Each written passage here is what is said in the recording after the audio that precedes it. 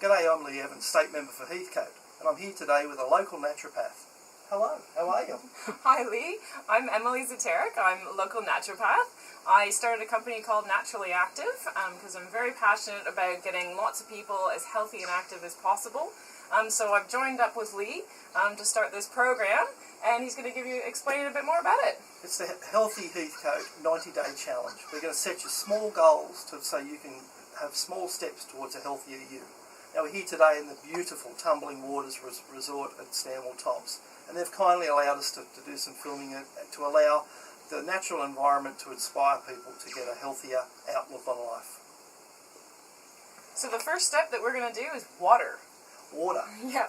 So you actually do need a lot of water because our bodies are mostly 2/3 water. So you need it for perspiration, to your joints so they can move around. We need to make sweat.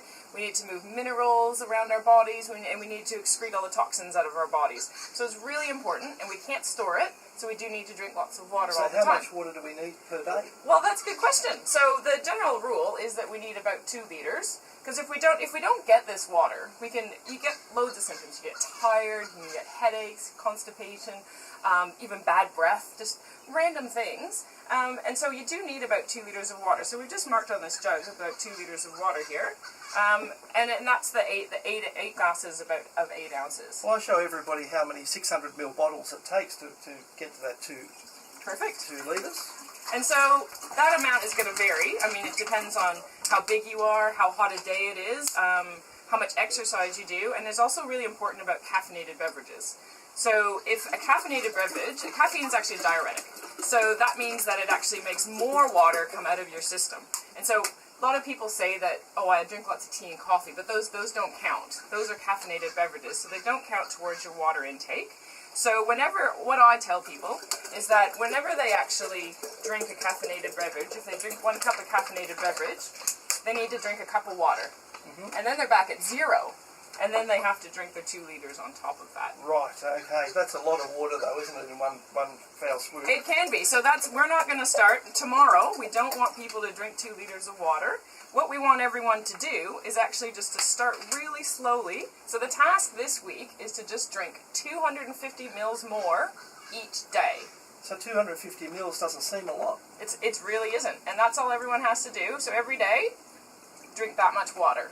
250 mils more every day for the next week. For the next week, yep. Pretty simple to do that. So I have a lot of people who tell me, well, I don't feel thirsty, so I don't need that much water. But the problem is when you're chronically dehydrated, your body actually stops asking for water. It's a good way to tell. I've got a little trick. If you pull your skin up like that and it goes down slowly, you're dehydrated. Right. Chronically dehydrated. So you really need to work on your water. Well, I know my mother-in-law doesn't drink water at all. She does drink a lot of tea, which you've already previously said it's a diuretic. Yeah.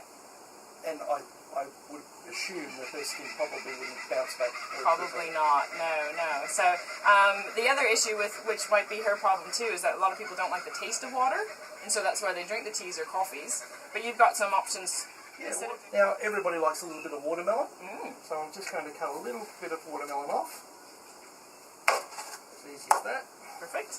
Oh.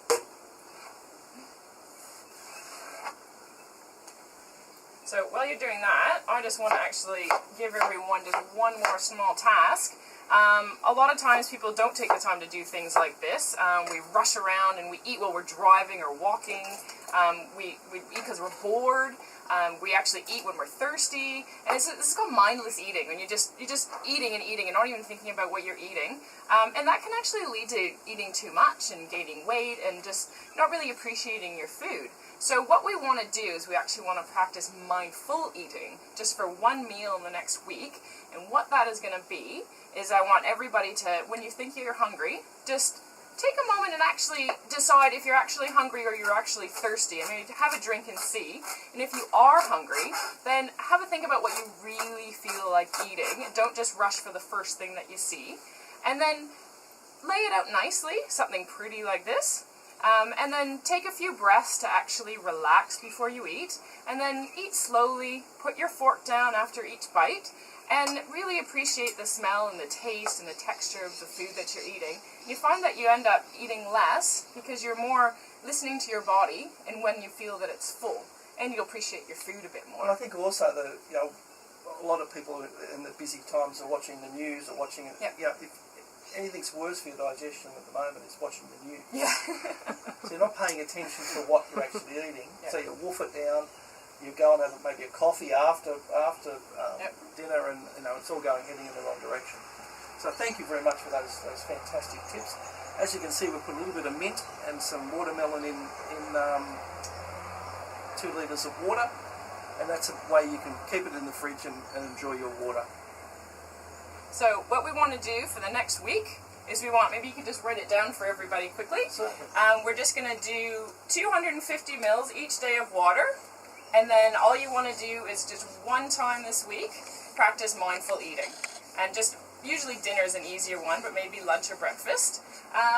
And then we're going to put those tasks up on the Facebook page. There's a Healthy Heathcote Facebook page. We'll put all the tasks, we'll put recipes, and if you have something that you want to share with everybody, put that up on the Facebook page and share it with everybody else, because we really want this to be an interactive experience for everybody. And yeah.